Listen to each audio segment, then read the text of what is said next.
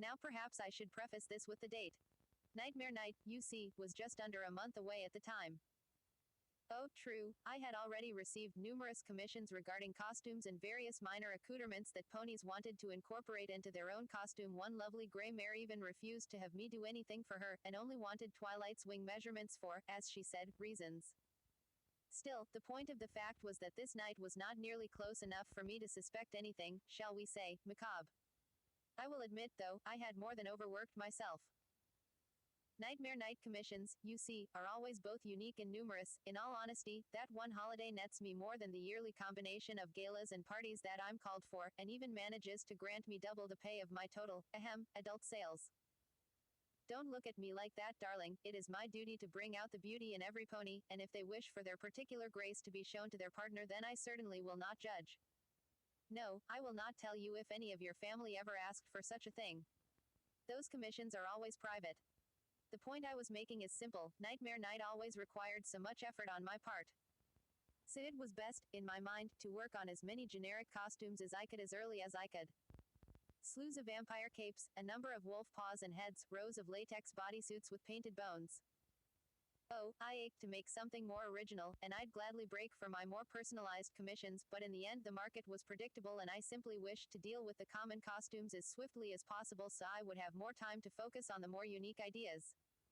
Even then, though, such ideas bounced throughout my skull. Oh, the mind of an artist is more wondrous and terrifying than anything I have ever encountered, the blend of past and possibility in an ever-shifting myriad of form and color. I won't bother even trying to describe what was going through my head, there are simply no words to explain it fully. Suffice it to say, it was maddening and thrilling in equal parts. But alas, I was forced to work till sunset, and keep those ideas to myself. And when the sun did set, I put down my needles and thread in blessed relief. What I had accomplished was incredibly draining. Yes, draining. Mental effort is as tiring as physical, if not in the same manner. Still, as I passed the rows and rows of the more obvious costumes, I couldn't help but imagine small differences, one vampire cape with a bat motif inside and another with elegant but frightening couture, for instance, or one of the wolves with black fur and another with thick false fangs. Ideas brief, and dismissed as I trotted yawning up the stairs. I made myself ready for bed, thinking that the next day would be akin to the one I had faced. Partway through the night, though, I was awoken by the oddest sound. At first I dismissed the soft rustling as the leaves of my tree in the wind, I was only partway awake at the time. But then there came an odd clatter from downstairs, and the rustling stopped. I was about to dismiss it and sink back into my slumber, but just as I had started to shut my eyes the rustling resumed. With a reluctant sigh, I pulled off my blindfold and folded back my covers, sliding my hooves and stretching as I reached to the ground. I do recall mumbling something to myself about restricting Opal to dry foods for a day or two. I had assumed that she was responsible for all the noise, you see, and she absolutely detests dry cat food, so I keep some around when I need to discipline her. So you can imagine my surprise when I opened the bedroom door and she rushed right in, diving underneath my bed. Of course I checked on her. I might have been tired, but that didn't mean I wasn't concerned. It's just, when I looked under the bed, well, her fur was completely on edge, and she looked tense, ready to lash out at a moment's notice. Trust me when I say that a swipe from a cat's claws can quite ruin one's day. I decided to leave her there, just in case. Now, though, I was really rather worried. You see, simply because Opal was the most likely perpetrator of the odd sounds, that did not mean there weren't other possibilities. Yes, Ponyville is usually peaceful, don't get me wrong, but what with the odd circumstances, I was worried that some less than savory individual had spotted my boutique and decided, perhaps, that its fancy exterior hid valuables that would be worth stealing. And as generous as I would be, should such a thief turn out to be the needy sort, I was more than aware they were more likely to take from bakeries and other such food stores. The kind of thief interested in clothing, you see, tends to be a career thief with all the skill and force that implies. So I took some precautions. I gripped a hat rack in my magic don't snigger, darling, it's a heavy object and let it lead the way as I tiptoed quietly down the stairs. I'll admit to some nervousness, my heart beating rapidly as I descended, having one's home broken into is inherently unnerving, after all. Still, after all the adventures I'd been part of, I suspected I could handle a single pony if it came down to it. Rainbow Dash, in order to create the best sort of dresses I need to know exactly how the pony body moves. Would you like me to show you where your pressure points are? I believe there's, 3 near the base of the wings. Thank you, darling. Now where was I? Ah, yes. Descending down the stairs, prepared for a thief, hat rack at the ready. As I got closer to the bottom of the stairs, I realized the sound I had heard was not some leaves in the wind as I had thought. No, the rustling was coming from down here, down where my dresses and costumes were stored. In fact, as my ears swiveled forward, I could tell they were sounds of silk and cotton and other such fabrics. Yes, I know what my fabrics sound like, I work with them day in and day out. And that distinction convinced me even further that there was a thief downstairs. I took a deep breath as I stepped onto the final stair, gathering myself and trying my best to calm my senses. It would not do to enter a dangerous situation panicking, after all, best to act swiftly, with precision, with a firm hoof and a cunning mind. My magic wrapped around the hat rack, enveloping it tightly as I braced myself. Then I leapt forward into the showroom, hat rack swirling round me wielded like a sword of old. To my surprise, absolutely no pony was there. I looked around the room warily, trying to find anything out of the norm, but the door was locked as always and the curtains remained drawn shut. Around me was nothing more than the usual boutique fare, the dress stage with mirrors for those who wished to examine their apparel from all angles, doors leading to my workroom and my show closet, a few mannequins, lining a wall and wearing some of my more unique nightmare night costumes. It took me a moment to realize that there was, in fact, one door open that should not have been. The door that led to my show closet, the door behind which all my works, all my masterpieces, rested in wait for their eventual owners. In that room, row upon row of dresses, suits, and costumes all hung, each of them more than worth the effort of thievery if I do say so myself. It was clear to me then, where the thief had headed, and where, now, he was hiding. I slunk silently toward the show closet, keeping myself out of direct sight of any pony who might have been within. When at last I was inches away, I slammed my hat rack through and swung it around to hit any fool hiding just inside. Nothing. No grunt of pain, not even the resistance of motion. I turned my show closet's light on, stepping in. I had intended, of course, to demand the ruffian's surrender, but as I saw as I entered, there was, again, no pony there. And yet I could not help but be horrified. What was once row after organized row of my precious art was now half off hangers, on the floor and walls, strewn around the room in a chaotic clash of colors and fabrics. I rushed about in a minor tizzy, my magic picking up each article of clothing and carefully, delicately placing it back in its proper place. It was only after I had cleaned up most of the mess that I saw the other oddity in the room. A mannequin, wearing one of the most bizarre ensembles I had ever encountered. A combination of a gorgeous ball gown, a tweed jacket, and a wide-brimmed hat with feathers. I won't say it was a hideous combination, far from it. The unique collection could have gotten me quite inspired at any other time, but nonetheless it was certainly not what I was expecting. Still in the mindset that there was a thief somewhere in my home, I approached the mannequin cautiously. But in my suspicious state of mind, I thought that the pony who had broken in was right in front of me, wearing a skin-tight suit and trying to pose as something I wouldn't recognize as foreign. Well, the joke would be on them. "Let's get that dress off you," I said, calmly, coolly, like it was just another day. I reached a hoof for the shoulder. Then grabbed at the mannequin's fetlock, intent on unbalancing the thief completely. Unfortunately, I was off in my guess, and the entire foreleg popped off. I'll admit I let out a startled shriek, but it was quickly replaced by nervous laughter as I realized what had happened. It's not well known outside the fashion industry, you see, those blank pony forms are designed to come apart. Why, how else could we get the dresses on them? With a small breath of relief, I went about popping the other limbs and the head off. Soon enough, the varied bits of clothing on the mannequin were back where they belonged. It wasn't long before the thing was reassembled, and I turned away to finish putting the clothes away.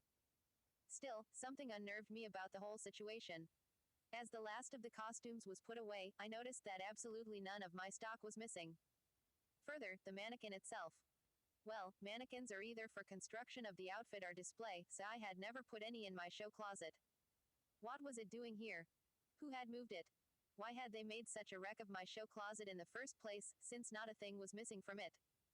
With a frown, I decided to search the boutique high and low. Every room I entered had their light turned on, every cabinet and cupboard was opened as I accounted for each item stored within. I had intended, you see, to check the entire house, paranoid, perhaps, but I felt I was well within my rights. Partway through searching the kitchen, though, I heard it again, the rustle of cloth. I turned around, rushing for the source of the noise, and once again found my show closet to be a wreck. True, fewer things were spread about, but that mannequin, it was once more dressed. Wolf paws adorned its feet, and the slacks it wore would be fit for a noble, but what really drew my eye was the large, flared collar, one which was certainly not part of any outfit in the show closet itself. As a matter of fact, I had placed that particular article in my bin of, oh, how should I say it? Drift-offs. Exercises. Sometimes I sew simply to sew, after all, and while the collar was certainly a piece of work, I doubted it would ever see the light of day as part of an outfit. Now I was certain some pony was playing some sick prank on me. Slacks, without a piece round the barrel. I doubt I need tell you exactly how scandalized I felt, although, I admitted to myself, the touch of claws and collar could transform merely crass into something that was so delightfully primal, not something to be seen outside the bedroom, of course, and yet. Still, as much as the idea teased at me, there was an interloper to catch, and so I set about restoring my show closet yet again. This time, I made certain to put the mannequin in my workroom, where it belonged, and casually tossed the collar back into the drift-off bin as I left. My following search was systematic, thorough, and efficient. It wasn't until I had shut off all the lights and started heading up the stairs that I heard the rustling once more. I froze, unwilling to believe that I, Rarity, had somehow missed an intruder in my own home. But the movement of cloth, the swish of material across the floor, was enough to push the truth into my head. Something had escaped my notice. Something important. So I turned and beheld something that to this day shocks me to even remember. Wolf heads held skirts and vests in their jaws, with furry little claws carrying them along. Skeletons bereft of skulls sorted through the clothes on the hangers, their latex hooves dispensing of some and slinging others onto their back. A cadre of capes capered through the air, rustling as they gathered hats and flung them about. They all moved to and from my show closet, to and from my workroom, silently focused on whatever their work was, ignorant of my increasing amazement. Now, us unicorns can sometimes levitate multiple objects, but to see all these outfits moving with such independence made it instantly clear that no mere unicorn magic was behind this. What these costumes were doing, how they moved, they acted as of their own volition, of their own individual wills. And yet, well, there was something incomplete about them all. The skeletons lacked heads, which was somehow more disturbing than a complete version.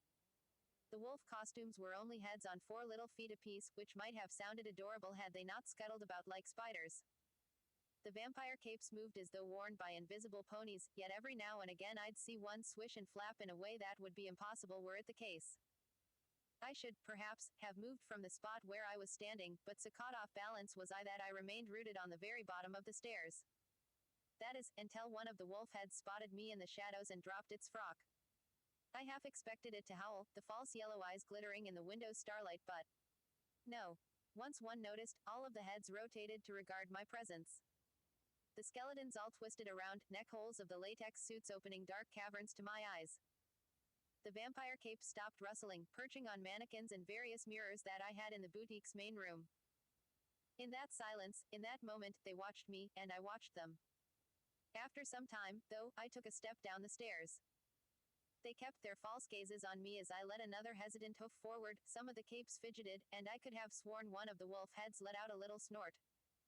Still, they did not make any attempt to stop me, so I continued my slow journey into their midst. Gaping holes and false eyes followed my every move as I, warily, peered into the show closet once more. Again, the various articles within had been spread about, though now I knew what the cause was. Glancing about at the costumes, I let out a small, nervous giggle. If you lot wanted to try on some outfits, all you needed to do was ask. That, I swiftly discovered, was exactly the wrong thing to say. The capes took flight once more, but now they rushed round my form in a blinding cadre of red and black. I screamed. Yes, I'll admit I let out a scream as I felt furry claws grab at my hooves, pushing me onto the ground. And then I discovered the unnerving sensation that one can only feel when, instead of merely putting on a skin-tight suit, the suit itself envelops you of its own volition. When the capes finally retreated, I was panting for breath, the spike of terror still high on my mind. For the briefest of moments I had thought it all over, but then, the suit I was wearing constricted, writhed against my coat, tugged on my legs. I couldn't help but gasp as I felt my own legs twist under me, push me up to a standing position. I was trapped within my own creation, which began to slowly walk me toward my workroom. At the least I could still look about, see the escort I received, headless skeletons to either side like stoic guards, wolf heads scuttling about our hooves with the occasional snuffle, and an ocean of red and black flying ahead, through the door. For a moment I caught my own reflection in a passing mirror, and in the dark it looked as though I was only bones with naught but my coiffure and tail left, and then, before I could consider it any further, I was through the door myself. The gathered costumes painted an odd scene, the wolf heads stood on forgotten outfits and scraps of cloth staring toward where the capes now formed arcs of color around a pile of deflated skeleton suits. It was the object of this impromptu dais that truly held my attention. However, the once naked mannequin was again clothed, if the half-made mishmash of partially sewn fabrics could be called clothing. Even as I looked on in horror, I could not help but see the beginnings of a concept in what it wore. My imagination was dashed, however, as I was made to bow in front of the eyeless, colorless form. It took some time before I managed to lift my head from the pile of latex bones, gazing up at the mannequin plaintively. I had to think a bit as I determined what I was going to say. It was obvious that speech was all I had left to me in this moment. Might I assume that you are the leader of this cadre? I eventually asked. The mannequin itself was silent, but the rustling of the capes around it seemed to confirm my suspicions. Well then, I suppose I should welcome you to the boutique, where everything is chic, unique, and magnifique. There was a series of indistinct grumbles from behind me. Yes, I nervously conceded, well, I mean almost everything. Advertising has to stretch the truth sometimes, after all. So, I managed to smile. What business do you have for me tonight? For a moment, there was no reaction. Then, with a tiny squeak of surprise, I felt myself standing again, ending up face to featureless face with the mannequin itself. One of the capes spiraled from the arc, brushing my cheek as it rustled past my ear. I'm terribly sorry, darling. I'm afraid I didn't quite catch that. More capes fluttered down, whisking about my head, and in the rustling I heard the faintest whispers of voices, speaking words that I could not distinguish. I had to frown. Perhaps it would be better if you were to write down your request. I can't seem to.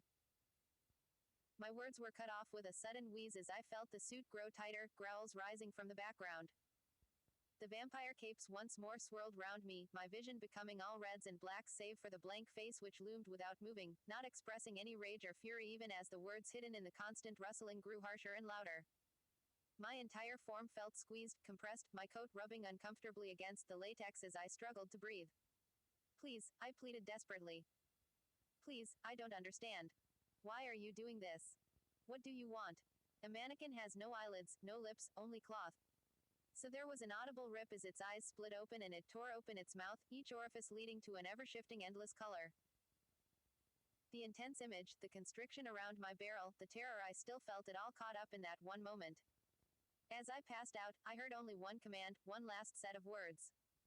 FINISHME. I awoke the next morn, sweat drenching my sheets as my eyes snapped open. For a few seconds I did nothing but breathe. Then suddenly, I ripped off my blindfold and shot out of bed, galloping down the stairs. I flung my show closet open wide and found everything where it was meant to be. It only took a moment for me to turn and rush for my workroom, and yes, there was the mannequin, still standing, no evidence of ever having any tears on its face. It took me a moment or two to work down my adrenaline rush, laughing at my own silliness. Obviously it had merely been a dream, some odd nightmare, and I almost dismissed it out of hoof. But when I turned to leave, I saw a dress I didn't remember making in my drift-off bin. One exactly the mannequin's size.